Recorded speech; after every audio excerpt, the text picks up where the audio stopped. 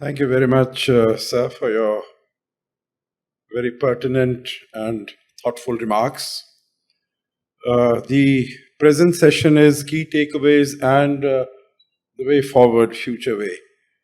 So I think if it was the way forward, I could have just said I agree entirely with what Ambassador Srinivasan has said in terms of how this meeting has been organized. That is, for me, the biggest takeaway.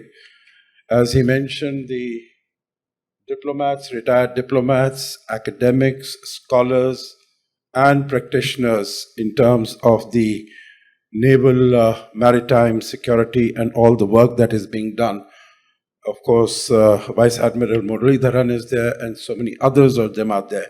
So they have injected their own experience into it. So the biggest takeaway for me is that this first Trivandrum dialogue is a very good initiative. It's a very welcome initiative. And so we need to thank our organizers, so many of them. Professor Mohanan Pillai, who has been there right in front, I think, toiling day and night. So a big round of applause for him. For, of course, the Kerala International Center, the KIC, and Ambassador T.P. Srinivasan, who's also here with us. Of course, I am here. Yes, so I am also indirectly a contributor, not only in my present role. The Central University of Kerala, that is Professor Suresh Rangarajan, the Ministry of External Affairs. So all of them have got together and have got us all together. So a lot of hard work. I know all of us who've worked in different missions, we've organized very many programs, very many activities. That it does take a long time. They have, both of them have been in at the back of all these things that have been happening, but a lot of work has gone into it. So kudos to you and thank you very much to each and every one of you. The second aspect, what Ambassador Srinivasan had also mentioned right at the first time, whether it should be, Trivandrum is always, whenever we are talking about issues maritime, it is always Trivandrum. And I think it is good that it is Trivandrum because this is where all the maritime activities have really taken place.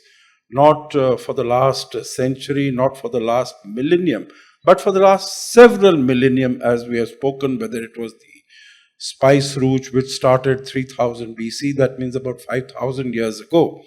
The maritime route was being utilized by Indians and by people across, whether it is the Arabs or others. And it continued to be used, and it continued to be used very peacefully till, of course, we had the Portuguese coming here in 1498 who really wanted to monopolize this, whether it was they wanted to evict and eject the Arabs, the Muslims from here, and they wanted to have a monopoly over the spice trade. So that is when the problem started coming, and that's when we also realized the importance of the maritime routes that have taken place. So what I would suggest that India needs to focus much more on our maritime sphere.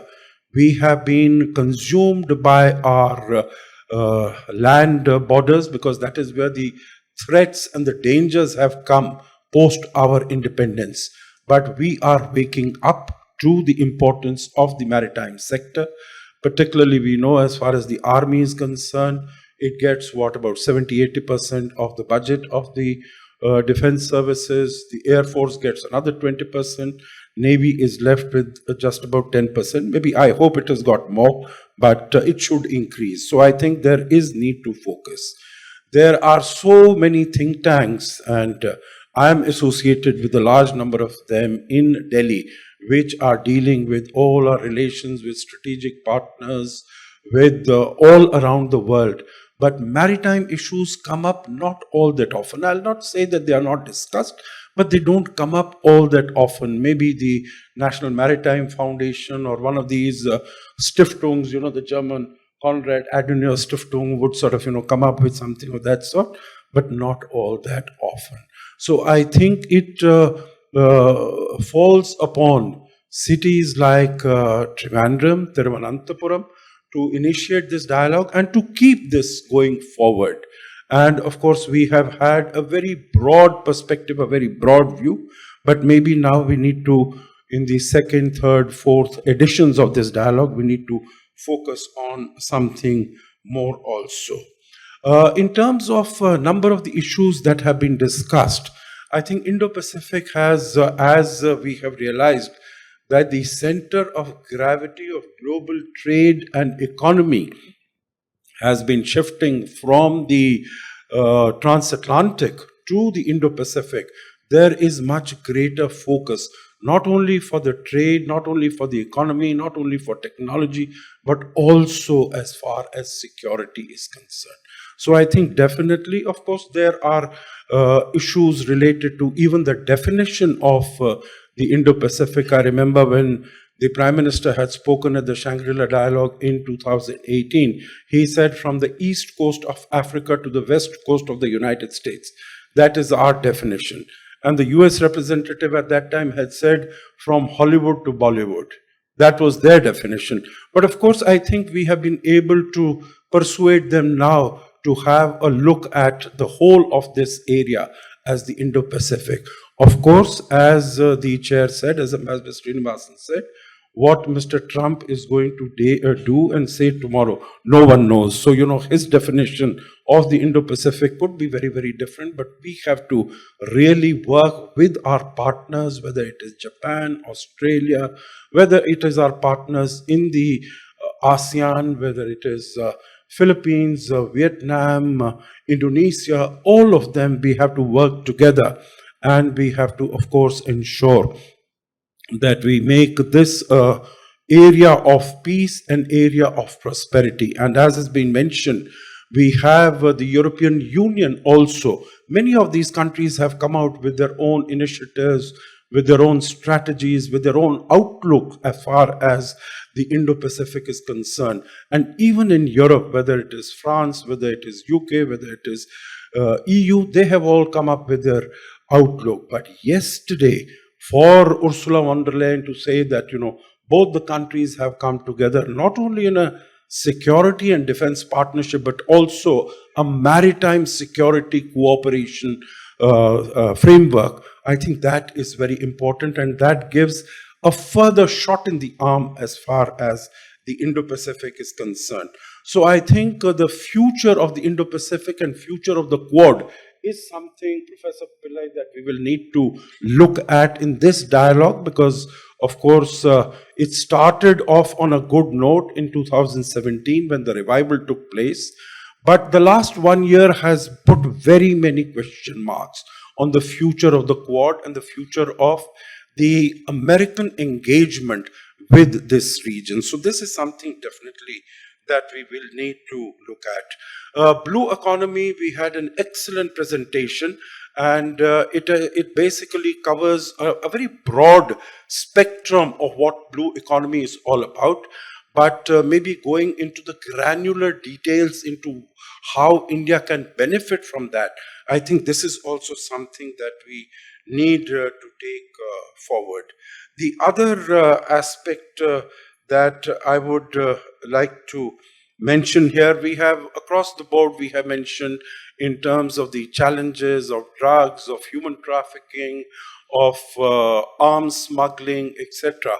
All those definitely need to be taken up, but in the area of expanding our cooperation with the region.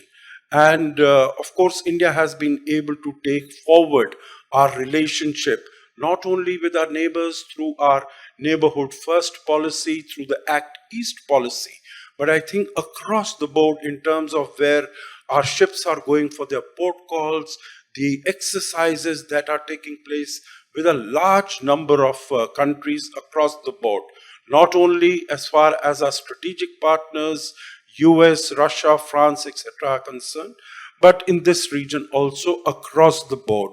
So I think India has paid a lot of attention to its neighboring countries. That has yielded us very rich dividends, and that is a process that needs to continue. You know, there were comments made that maybe we are focusing too much as far as China is concerned. I think it is appropriate that we focus on that, because that should not really go out of our mental radar screen. We should be looking at that very closely, because that is one relationship. Of course, Ambassador Srinivasan did mention that, you know, from the frying pan of the United States, we shouldn't fall into the fire of China. I don't think India is ever going to do that. The best that we could possibly do is in terms of normalization of our relations with with the country, in terms of seeing how they are stable and they don't create problems as far as our borders are concerned, and also to the extent possible as far as the weaponization of the supply chains, and particularly as far as critical minerals are concerned. So as far as borders are concerned, I think the neighborhood first policy, if I could just, the attention that was given, in my view, to neighborhood was not adequate quite some time ago. But if you look over the last 10, 11 years, for instance, just to give you some examples, the first visit by Prime Minister Modi to Nepal in 2014, August 2014, was the first bilateral visit by an Indian Prime Minister after 17 years. The first visit that he undertook to Sri Lanka in March 2015 was the first bilateral visit by an Indian Prime Minister after 32 years. So, and after that, of course, there have been a stream of visits. Ambassador Sitaram had mentioned the visit to the United Arab Emirates in August 2015 after 34 years. After that, there have been 7 visits to that region. And the Gulf, of course, has been a recipient of particular special attention and focus from India. So the point I want to make here is that we have reached out to all these countries in a very proactive manner. But 2 things. Number one, it is not possible, and nor should we try to control what is happening in our neighboring countries. We have to respond to that, and we have responded effectively when there have been challenges and problems in countries like Sri Lanka, as it happened in 2022. Also, when the cyclone took place last year, or for that matter, the change of government in Maldives in 2024. But we have responded effectively with prudence, with restraint, with stability, and we have been able to get these relationships also on a strong footing. The last point that I would like to make here is, the last point I'd like to make here is that in this region of the Indo-Pacific that we are talking about, we have not spoken about the connectivity routes. Today we were going to be discussing about that.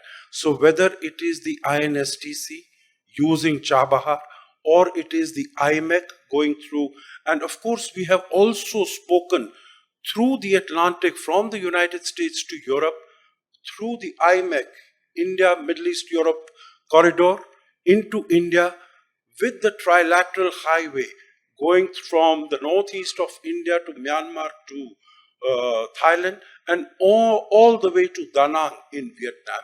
So this is one connectivity route going through all of it. So I think connectivity is an issue that we also need to take up in future. So that brings me to the end of my thoughts on this. So the last one is, well done, Professor Pillai, well done to your team, and wish you many more successes. Thank you.